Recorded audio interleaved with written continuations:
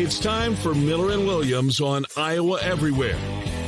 Presented by Prairie Meadows Racetrack and Casino. This is Iowa Everywhere.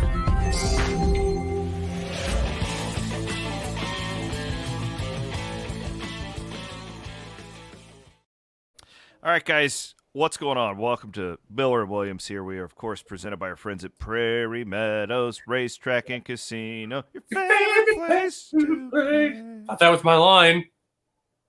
Well, you've dropped the ball so many times. Yeah, that's true. I actually chose not to pick up the ball because I'm like, I don't want to sing. That's embarrassing. Like, what do I care about embarrassing? What's embarrassing? That's embarrassing. So, F it. Yep, you got it too. You know what? I got a plan for that. August 31st, I'm going to say it right now. I am scheduled to have hair transplants. Oh. Now, I can back out because it's a little steep. But, you know, my wife and I are talking about it, and she's trying to get a handle on why I want it and all this and that. And I'm, like, emotionally and mentally trying to get a handle on why I want it. But if I do it, I clearly don't care what people think because I'm telling you about it. I'll just shave. That's where I'm at. I'm just afraid I'll look like Scott Van Pelton, like the Highlander. There can only be one. You would look like Scott Van Pelton. You've never seen the Highlander, have you? I've never even heard of it. Let's move along. Toyota. Let's move along. All right. This is a very rare Miller and Williams today. We have one topic that we're hitting on. Because I think I can intellectually tickle your funny bone when it comes to the influencer turned professional boxer Jake Paul. Can I state my premise right now?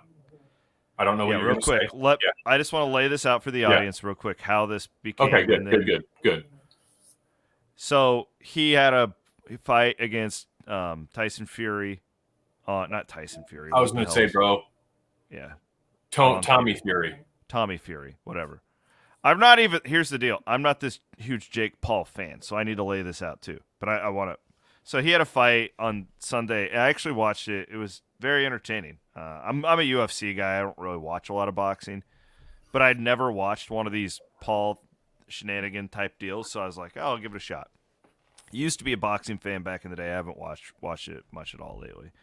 And I put out a tweet about, hey, that was actually a pretty entertaining fight. And you just got on your soapbox about, oh, I hope he lost. And I said, hey, John, let's have a debate about this on the podcast coming up. So here we are. That's what we're going to do to you today, short and sweet. Why do you hate him so much? Hate's not a word I used. I just dislike the Paul family antics. I think, listen, there are a lot of ways to make money in this world, and I'm not necessarily saying that, okay, you got to do what you got to do. I just don't like their style. I think that they have probably influenced some kids in ways that I think are unhealthy from a societal standpoint. Okay. That's fair. And I really think that they're fuckheads. So I want to see him lose in boxing, and I'm really glad that he did because he's not a boxer. And I felt the minute that he actually fought anyone with a boxing pedigree and Tommy Fury's pedigree, I think the combined record of the pro fighters he's fight is something like, I don't know, 15, 110, and 2. Tommy Fury's a tomato can. I mean, calling Tommy Fury a tomato can is an insult to tomato cans, and he just beat Paul over. There's no more reason to watch Jake Paul box than there is to watch Donnie Bonaducci from the Partridge Family in a celebrity boxing match. And that's not my form of entertainment. So good luck to you in this conversation. So I thought many of the same thoughts as you for a really long time. Still do. I thought it was a good story. I was glad he lost as well. I'm not like this Jake Paul fanboy. I need to make this very clear. In fact, Ross and I used to go on for hours about the Paul family. Look, right now the point spread, it's minus double digits. I'm setting you up. You are. Setting you up. And then I started to do more reading about Jake Paul's challenges of the UFC and fighter pay and fighter benefits and whatnot. And I view him now more, John, as a disruptor compared to a professional boxer. And guys like you and me can appreciate that, I think. Like this is a guy, really, for the most part, he is self-made. Now, you can not like the way he made himself, but he is a self-made man. Yeah, so are drug dealers. Or who? So are drug dealers. Not really, because they usually got the. If you've read about how those deals work, they're not generally self-made. They're just pushed out there. But anyways,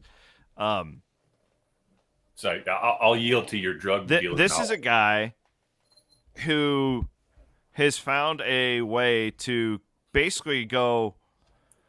I don't want to say he's going head to head with the UFC because that's not true. It's a different sport. But boxing created Jake Paul in the sense that it's been so corrupt for so long with so many bad actors that it allowed this guy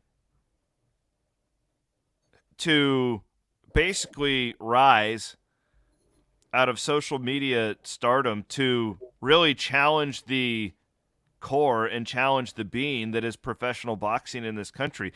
Not in this country, in this world. The amount of people who are paying to watch this guy fight. So it's like, I get it. Like, you don't like him. You don't like his antics. But don't you have to respect the disruptor entrepreneurial nature that he holds? Okay, so I'm going to need to rely on you to be completely honest. And I found you to be an honest individual. Why would I not be honest with you? I just said I found you to be an honest individual. Well, yeah, but you prefaced it with, I need to rely on you. Because you're a significant underdog right now, and you haven't done anything to make up ground as far as I'm concerned. So. I disagree. I think that I'm minus 200 right now. All right, let me ask you a question. Was Jake Paul featured in Logan Paul's YouTube channel and Logan Paul's antics as Logan was making his estimated over $100 million as a YouTube streamer? Was Jake Paul a part of that? I don't know the core. I always thought Jake was the first one. Am I wrong? I think Logan is the one that and he's in WWE now. He's doing that type of stuff. Yeah, right. So he's one of the headliners of wrestling. Forgive me if I'm lumping in Jake with Logan. I feel like they're the same thing. Like, I feel like that's the same entity. I think that social media presence and the antics and stuff and what they did and trashing just I think it's a Paul creation. So yeah. So let's go with that premise that they are the same team. Okay, let's go with that premise. Having established that premise, whether it's right or wrong, but we'll just pretend that it's right. You're going to, with a straight face, try to assert that even a modicum of Jake Paul's motivations are altruistic, and that he set out to create, to be a voice and speak out for equal pay for those in the fight game, I think is laughable. From what I've seen of the Pauls, granted, not an expert, they're out for themselves to make their pockets fat. And again, if you're not breaking any laws, do what you got to do. Doesn't mean I have to like the way that you do it.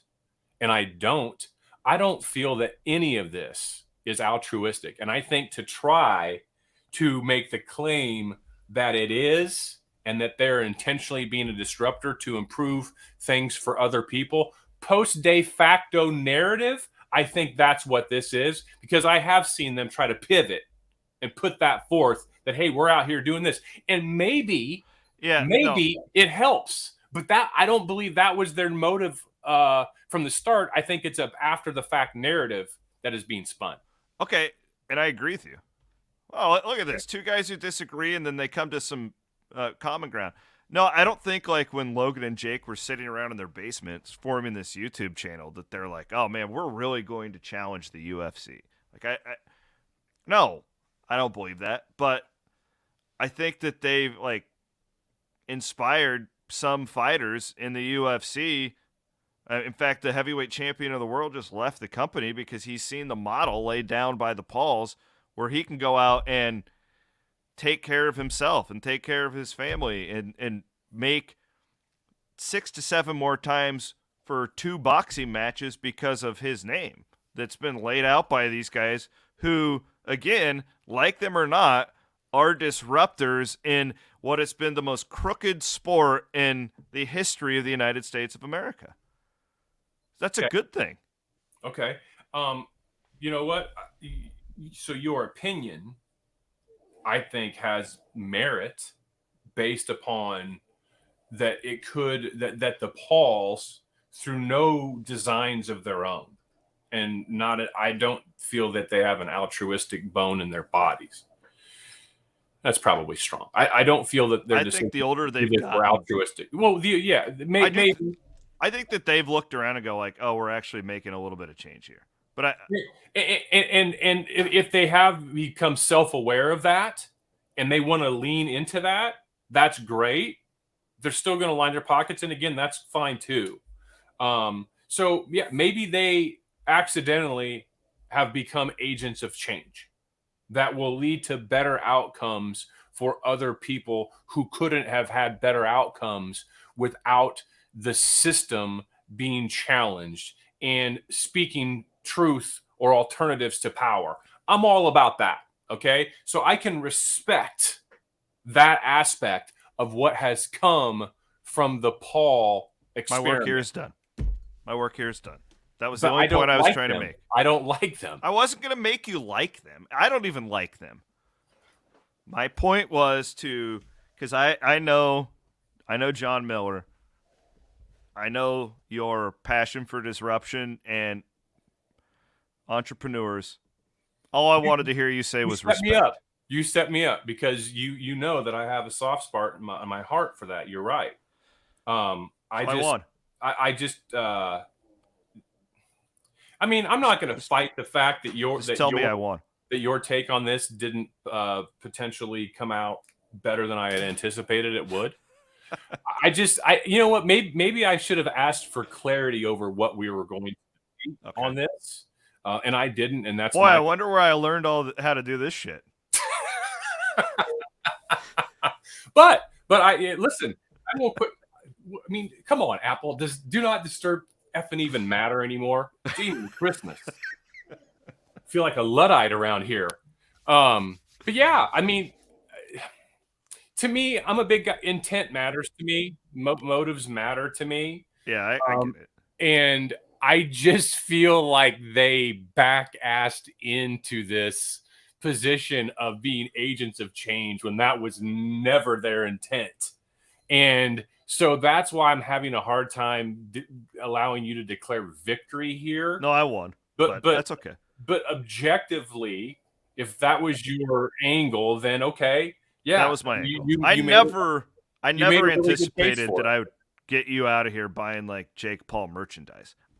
Again, I don't even like the guy. Like, I'm not like this fanboy, but like I have seen as their, rise has kind of changed over the last 5-6 years. Ross and I used to hate these guys.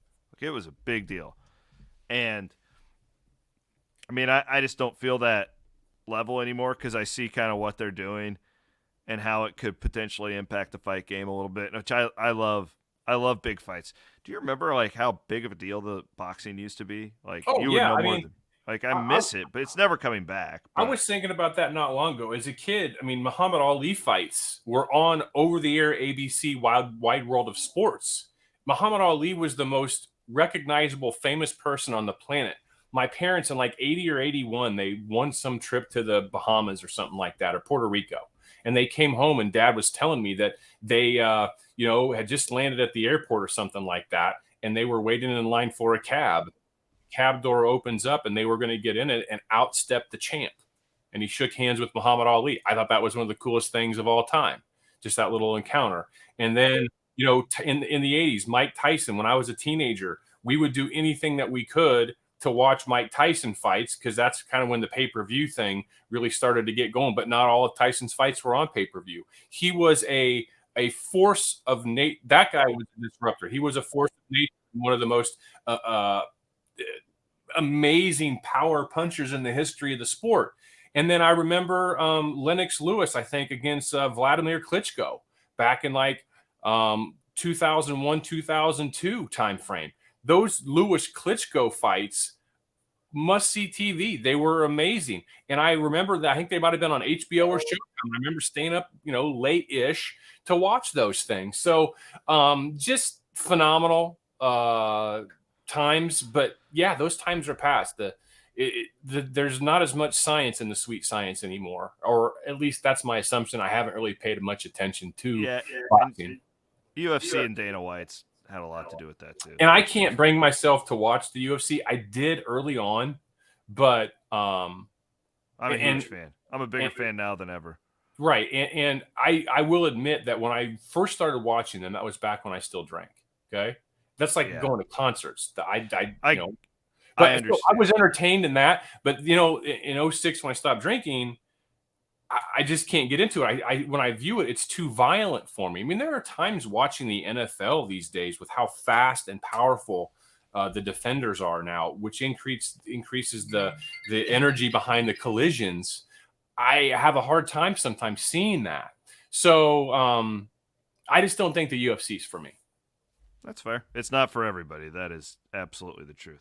Right. All right. Good debate. We need to do this. Just find one topic and do 15 to 20. This was fun. We should. We should do this in addition, maybe like a little bone, like maybe in the spring and summer when topics are a little more shallow sports wise, we do this, or we do it on non-sports. When you and I are in Vegas later this month, are you going to do a sleepover with me, or are you changing on that? Well, at the time I didn't think Iowa State would be playing in the Wednesday night games. Okay. So now you got to work. Okay, no, that's fine. I've already cleared it with the tower. We have to get through Saturday to know when games are, and then I will report back. Right. I had to explain who you were. I shared the camera. You know who I am? My wife does, but she doesn't know who you are as a person to allow you to sleep under the roof of our house where we have a 13-year-old daughter. So you can understand that. I mean, listen, if you told my wife, hey, Jon Miller's going to come sleep over with us, she'd probably, like, okay, whatever. She may know me a little bit more, but anyway. But I showed her Cammie's podcast, and she's like, well, this guy reminds me a lot of you. He's a great he's a great dad. Okay, yeah, he can stay here. Wasn't she amazing? Dude. Like, I've never had more pride in my kid. Like, I've been smitten by her ever since. Yeah. My face hurt because I smiled the whole time. She's so smart. The words that she was stringing together, the control that she was taking. I just sat there from a dad's perspective, a broadcaster's perspective, and all that. And I was just like, I love this child. She's just so wonderful. And it just it filled me with joy listening to that. Thank you. I really mean every word of that. She's something. I was talking to Chris about it earlier today, but we have different on it. So she's been wanting to do this for so long. And like the selfish part of me is like, God, now I got to edit it. I got to upload it. I got to create a feed. Right. And I just kept telling her, like, okay, if we're going to do it, we're going to do it. We're not going to, it's like going to softball. Like I want you to have fun, but I want you to try. That's my biggest thing. Yeah. If we're going to do these things, we're going to work at it. And she came down and she had an outline put together. Oh, that's awesome. And she was ready to go. She's got a list of like potential guests she wants to get. It's great. Buddy, I'm telling you this, and I got a 20-year-old, and I walked by, we've got like a Google thing in our kitchen that you can, it just plays photo albums that you basically can create photo albums, right? And I walk by it regularly and I see 3-year-old Grace, 5-year-old Grace, 7-year-old Grace, 3-year-old Mary. And I wrote a poem, turned it into a song when Grace was 3. And it starts, someone said that days creep by like time is standing still, but the years go by like shooting stars and we have not had our fill. And once a baby, now a girl, when you have children, you have multiple children. You have the 3-year-old version of Cammie. You have the 6-year-old version of Cammie. The 3-year-old version of Cammie is never coming back. It's never coming back. but you appreciate the Cammy that you have. And that never stops. And the time that you're spending with her, this project you're doing together with her, someday, many, many, many decades in the future, when you leave this earth, this experience that you are having with Cammy is going to mean everything to her. She'll never forget it. Man. She will never forget it. And you are empowering her. You are speaking power into a woman in a male-dominated world where she is going to have challenges that you and I didn't have. And that's why things like this bring me so much joy. And I'm getting old and I'm getting emotional. It's just beautiful. And you're a phenomenal dad. And this project with Cammy is just it's just a manifestation of love. And really that's what it's all about. Sorry. We can get you on as a guest. I didn't plan on getting teary-eyed this morning, but it just makes me think of my kids and my relationship I have with those. No, I get it. Yeah. It's the dad-daughter thing is super strong. Well, our producer, Matt Van Winkle, just found out that he's having a second daughter. And I was when I knew they were going to find out the gender, and he goes, "What do you think it is?" And I go, "I hope for your sake it's another girl." Yep.